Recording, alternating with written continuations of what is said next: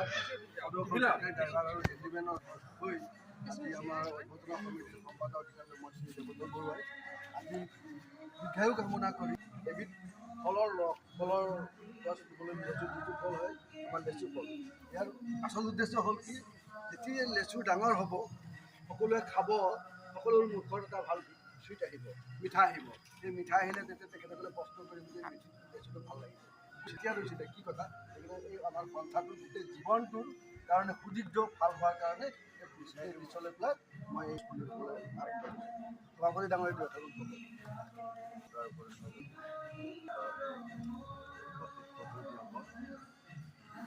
আজি 28 তাৰিখ আমাৰ দ্বিতীয় দিন অধিৱেশনত প্ৰথম কাৰ্যসূচী হিচাপে বৃক্ষৰোপণ।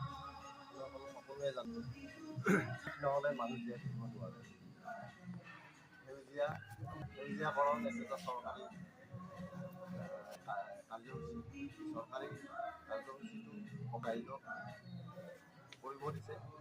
সেই মৰ্মে আমি চৰকাৰ ফালৰ পৰা বৃক্ষ এডাল ৰুইছোঁ, যাতে এই বৃক্ষৰ পৰা আমি অক্সিজেন গ্ৰহণ কৰিব পাৰোঁ আৰু আমাৰ জীয়াই থকাত সুবিধা হয়, বেমাৰ আজাৰ নোহোৱা হয়। আৰু এই গছডালৰ পৰা যিটো ফুল ওলাব, সেই ফুলটো খায়ো মানুহে সুবিধা লভিব। আৰু এই স্মৃতিস্বৰূপে যে আজি আমি এই পাষ্টাৰেল চেণ্টাৰত যিখন অধিৱেশন পাতিছোঁ, ইয়াত আমাৰ এটা দুগমীয়া চিন ৰখাৰ বাবে আমি আজি নিমন্ত্ৰণ কৰি আনিছোঁ আমাৰ ভূতপূৰ্ব সভাপতি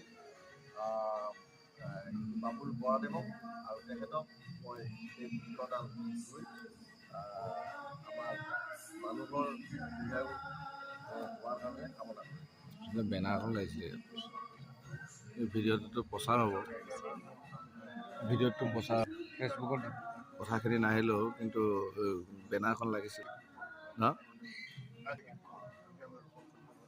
ইয়াৰ দ্বাৰা আমাৰ এই তেনেধৰণৰ বাঢ়ি যাব, আমাৰ সংসাৰ ভাল কৰিব পৰা যিটো সমস্যাৰ সেই যাতে সকলোৱে ভাল কৰিব পাৰে। আৰু আজি এটা অনুৰোধ যে আজি এই 28 তাৰিখে যিটো আমি বৃক্ষৰোপণ কৰি ভৱিষ্যতে আমাৰ এটা দায়িত্ব জনাইছোঁ, ইয়াতে ড্ৰাইভাৰ সংস্থাৰ দ্বাৰা ইয়াতে